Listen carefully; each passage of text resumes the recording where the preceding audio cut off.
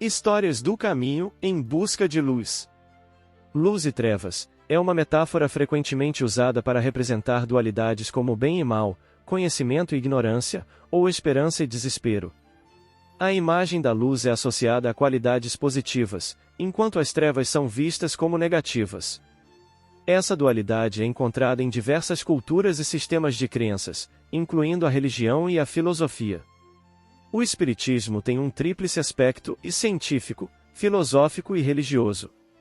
Essencialmente, o espiritismo busca conciliar ciência e religião, entendendo que ambas exploram aspectos diferentes da mesma realidade. Ciência: o espiritismo utiliza o método científico para estudar fenômenos relacionados ao mundo espiritual, como as manifestações mediúnicas, buscando leis e princípios que regem essas interações.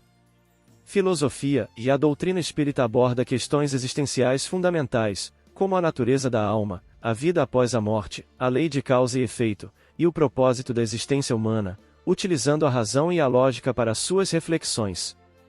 Religião: o espiritismo propõe uma visão religiosa baseada na moralidade, no amor ao próximo, e na busca pela evolução espiritual, seguindo os ensinamentos de Nosso Senhor Jesus Cristo. Em resumo, o espiritismo não é uma religião no sentido tradicional de dogmas e rituais, mas sim uma filosofia que busca compreender a realidade em sua totalidade, incluindo os aspectos materiais e espirituais, através de uma abordagem científica e moral. Da sombra para a luz.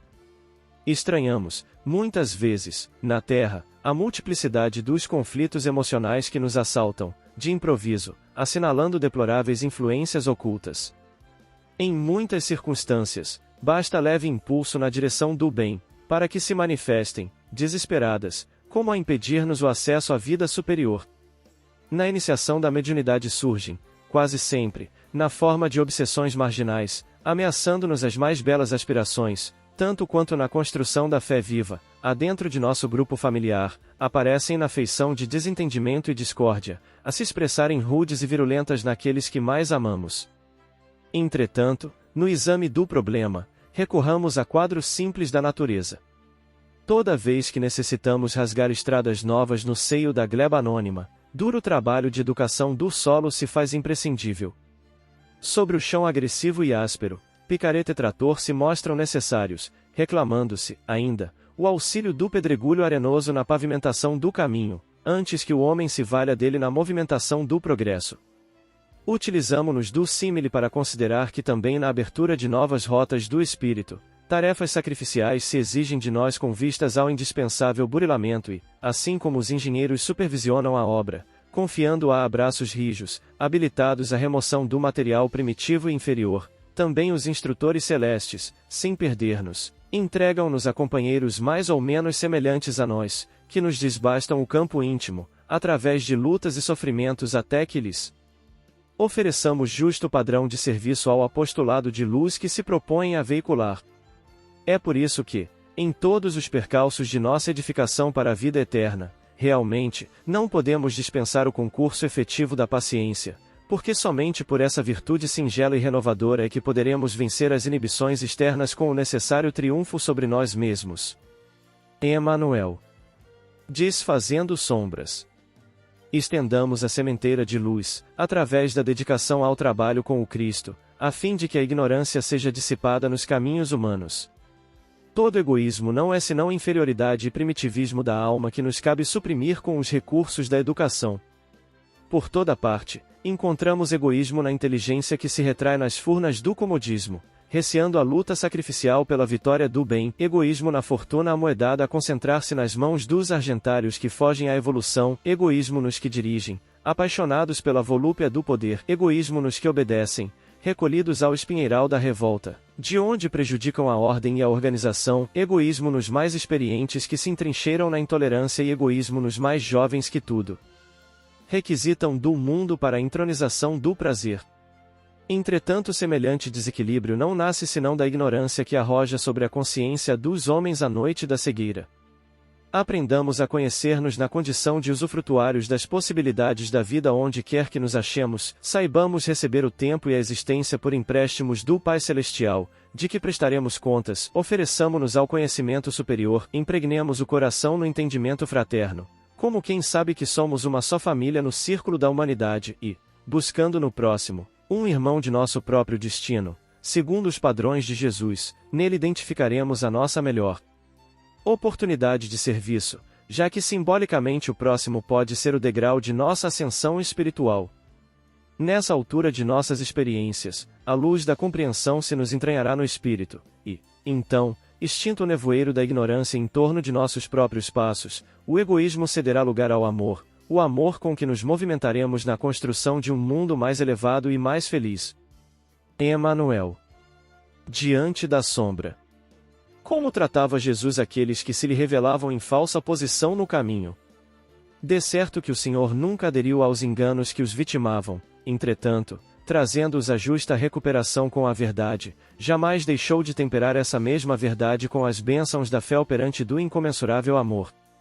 Ele não ignorava que Maria de Magdala jazia possessa de 7 demônios, contudo ampara-lhe os sentimentos para que se engrandeça na renúncia santificante. Sabia que Zaqueu se mostrava possuído pela treva da usura, mas convida-o docemente ao serviço do bem de todos. Não desconhecia que Simão Pedro, em certas ocasiões, se entregava, inerme, a perseguidores invisíveis que lhe conturbavam a mente, no entanto fortalece-lhe a confiança, pouco a pouco, nele plasmando um herói de beleza divina. Cientificou-se de que Judas se rendera a tremendas tentações, engodado pelos gênios da exploração política, mas, longe de expulsá-lo, conchega-o, de encontro ao próprio seio, até o perdão incondicional. Reconhecia Saulo de Tarso sob a dominação de entidades cruéis que o fixavam na intolerância e no crime, no entanto ele mesmo lhe levanta o coração às portas de Damasco e dele faz o apóstolo de sua bondade excelsa. Se sabes, pois, onde se ocultam erros e ilusões, não te convertas em falso profeta do Senhor, condenando e fugindo em seu nome. Não te entregues à sombra, mas oferece-lhe a tua luz. Não te confies ao ódio, mas estende-lhe a bênção de teu amor. Se a verdade te clareia o caminho, lembra-te de que não fostes chamado por Jesus para amaldiçoar e destruir e, sim, para abençoar e ajudar, renovar e redimir para a glória do eterno bem. Emmanuel. Espera por Deus. Mas o Pai que está em mim é quem faz as obras. Jesus, Evangelho de João, capítulo 14, versículo 10. Saibamos buscar o pensamento divino, atuante em todas as formas da vida, trabalhando na construção do bem, mesmo que os quadros da luta humana se nos mostrem tisnados pela sombra do mal. Observa a planta frágil, muita vez desfigurada pelo bote de insetos daninhos, ao surgir da semente. Parece uma excrescência no barro de que se envolve, entretanto, encerra consigo as potencialidades que a transformarão em árvore vigorosa. Fita a criança recém-nata, em muitas circunstâncias tocada por enfermidade inquietante. Vagindo nos braços maternos, mais se assemelha a pobre farrapo humano, guardado pela morte, todavia, traz na própria formação orgânica, aparentemente comprometida, a força que a transfigurará, talvez, num condutor de milhões de pessoas. Não julgues o sofrimento por mal. A tempestade carreia a higiene da atmosfera. A doença do corpo é renovação do espírito. Em todos os sucessos desagradáveis e em todas as condições adversas da existência, acalma-te e aguarda a intervenção da infinita bondade. Disse Jesus, mas o Pai que está em mim é quem faz as obras. O Criador está igualmente na criação. Diante do nevoeiro não condenes as trevas. Acende a luz do serviço e espera por Deus. Emmanuel. Lição nas trevas. No vale das trevas, delirava a legião de espíritos infelizes. Rixas, obscenidades, duestos, baldões. Planejavam-se assaltos, maquinavam-se crimes. O espírito benfeitor penetrou a caverna, apaziguando e abençoando. Aqui, abraçava um desventurado, apartando-o da malta, de modo a entregá-lo, mais tarde, a equipe socorristas, mais adiante, aliviava com suave magnetismo a cabeça atormentada de entidades em desvario. O serviço assistencial seguia difícil, quando enfurecido o mandante da crueldade, ao descobri-lo, se aquietou em súbita acalmia e, impondo respeitosa serenidade à chusma de loucos, declinou-lhe a nobre condição. Que os companheiros rebelados se acomodassem, deixando livre passagem àquele que reconhecia por missionário do bem. Conheces-me? Interrogou o recém-chegado, entre espantado e agradecido. Sim, disse o rude empreiteiro da sombra, eu era um doente na terra e curaste meu corpo que a moléstia desfigurava. Lembro-me perfeitamente de teu cuidado ao lavar-me as feridas.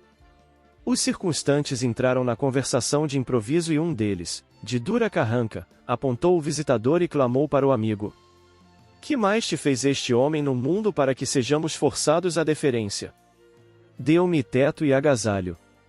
Outro inquiriu. Que mais?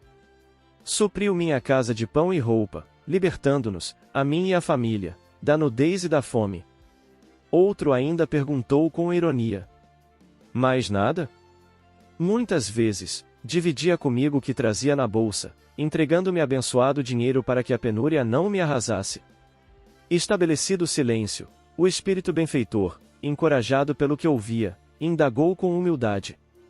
Meu irmão, nada fiz senão cumprir o dever que a fraternidade me impunha, entretanto, se te mostras tão generoso para comigo, em tuas manifestações de reconhecimento e de amor que reconheço não merecer, por que te entregas, assim, à obsessão e à delinquência? O interpelado pareceu sensibilizar-se, meneou tristemente a cabeça e explicou. Em verdade, és bom e amparaste a minha vida, mas não me ensinaste a viver. Espíritas, irmãos, cultivemos a divulgação da doutrina renovadora que nos esclarece e reúne. Com o pão do corpo, estendamos a luz da alma que nos habilite a aprender e compreender, raciocinar e servir. Irmão X. Humberto de Campos. O poder das trevas.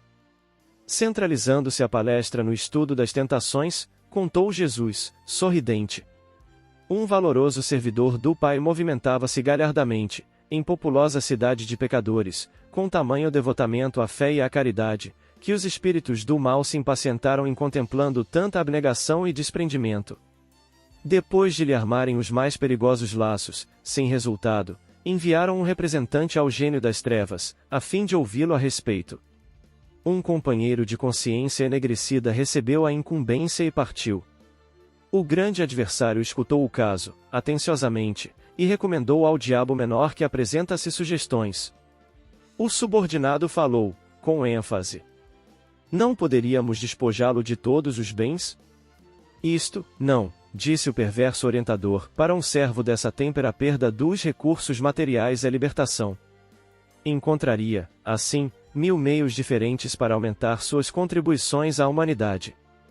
Então, castigar-lhe-emos a família, dispersando-a e constrangendo-lhe os filhos enchê-lo de opróbrio e ingratidão, que aventou o pequeno perturbador reticencioso. O perseguidor maior, no entanto, emitiu gargalhada franca e objetou.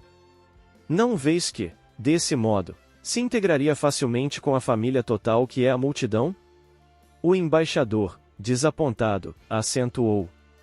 Será talvez conveniente lhe flagelemos o corpo, crivá-lo-emos de feridas e aflições. Nada disto, acrescentou o gênio satânico, ele acharia meios de afervorar-se na confiança e aproveitaria o ensejo para provocar a renovação íntima de muita gente, pelo exercício da paciência e da serenidade na dor. Movimentaremos a calúnia, a suspeita e o ódio gratuito dos outros contra ele. Clamou o emissário. Para quê? Tornou o espírito das sombras. Transformar-se-ia num mártir, redentor de muitos. Valer-se-á de toda perseguição para melhor engrandecer-se, diante do céu. Exasperado, agora, o demônio menor aduziu. Será, enfim, mais aconselhável que o assassinemos sem piedade. Que dizes? Redarguiu a inteligência perversa, a morte ser-lhe-ia a mais doce bênção por reconduzi-lo às claridades do paraíso. E vendo que o aprendiz vencido se calava, humilde, o adversário maior fez expressivo movimento de olhos e aconselhou, loquaz. Não sejas tolo. Volta e dize a esse homem que ele é um zero na criação, que não passa de mesquinho verme desconhecido, se impõe-lhe o conhecimento da própria pequenez, a fim de que jamais se engrandeça, e verás. O enviado regressou satisfeito e pôs em prática o método recebido. Rodeou o valente servidor com pensamentos de desvalia, acerca de sua pretendida insignificância e desfechou-lhe perguntas mentais como estas: como te atreves a admitir algum valor em tuas obras destinadas ao pó? Não te sentes simples joguete de paixões inferiores da carne? Não te envergonhas da animalidade que trazes no ser? Que pode um grão de areia perdido no deserto? Não te reconheces na posição de obscuro fragmento de lama? O valoroso colaborador interrompeu as atividades que lhe diziam respeito e, depois de escutar longamente as perigosas insinuações, ouvidou que a oliveira frondosa começa no grelo frágil e deitou-se, desalentado, no leito do desânimo e da humilhação, para despertar somente na hora em que a morte lhe descortinava o infinito da vida. Silenciou Jesus, contemplando a noite calma. Simão Pedro pronunciou uma prece sentida e os apóstolos, em companhia dos demais, se despediram, nessa noite, cismarentos e espantadiços. Neio Lúcio. Raiou a luz. O povo que estava sentado em trevas viu uma grande luz, e aos que estavam assentados na região e sombra da morte a luz raiou. Evangelho de Mateus capítulo 4, versículo 16. Referindo-se ao início da sublime missão de Jesus, o apóstolo Mateus classifica o Mestre como a grande luz que começava a brilhar para os que permaneciam estacionados nas trevas e para os que se conservavam na região de sombras da morte. Essa imagem fornece uma ideia geral da interpenetração de planos em todos os centros da vida humana. Na superfície do mundo desenvolvem-se os que se encontram na sombria noite de ignorância e esforçam-se os espíritos caídos nos resvaladouros do crime, mortos pelos erros cometidos, aspirando o dia sublime da redenção. Semelhante paisagem, todavia, não abrange tão somente os círculos das criaturas que se revestem de envoltório material, porque é extensiva a grande quantidade de seres terrestres que militam nos labores do orbe, sem a indumentária dos homens encarnados. O Mestre, pois, é o orientador supremo de todas as almas que permanecem ou transitam no mundo terreno. Sua luz imortal é o tesouro imperecível das criaturas. Os que aprendem ou resgatam, os que se curam ou que espiam encontram em seu coração a claridade dos caminhos eternos. A multidão que estaciona nas trevas da ignorância e as fileiras numerosas dos que foram detidos na região da morte pelo próprio erro devem compreender essa luz que está brilhando aos seus olhos, desde 20 séculos. Antes do Evangelho podia haver grande sombra, mas com o Cristo vibra a claridade resplandecente de novo dia. Que saibamos compreender a missão dessa luz, pois sabemos que toda manhã é um novo apelo ao esforço da vida. Emmanuel. Velha sombra. A grande e velha sombra que oculta habitualmente a candeia bruxuleante de nossa fé, muitas vezes, se exprime na espessa neblina da ociosidade mental, que nos entorpece os melhores impulsos para a construção do bem. Preguiça de pensar com a própria cabeça. Preguiça de sentir com o próprio coração. Preguiça de auxiliar. Preguiça de fazer. Preguiça de aprender. Preguiça de ensinar. Não acredites que bastaria a confissão da confiança em Cristo para dar aos outros o necessário testemunho de comunhão com o Evangelho de amor e luz. Em muitas ocasiões, a própria palavra é um asilo à preguiça despistadora, que se envolve no verbalismo fulgurante, para continuar arrojada à inutilidade e à prostração. Que a nossa frase se estenda em abençoada luz, revelando o eterno benfeitor que nos rege os destinos, mas que não nos exonere do dever do exemplo vivo, de vez que apenas na linguagem convincente das obrigações corretamente cumpridas é que seremos entendidos pelos companheiros de jornada no grande caminho da evolução. Dissipemos o nevoeiro da preguiça que nos esconde o ideal de servir e avancemos, com diligência, no terreno da ação.